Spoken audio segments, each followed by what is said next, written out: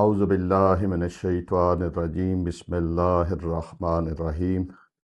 ماہ رمضان المبارک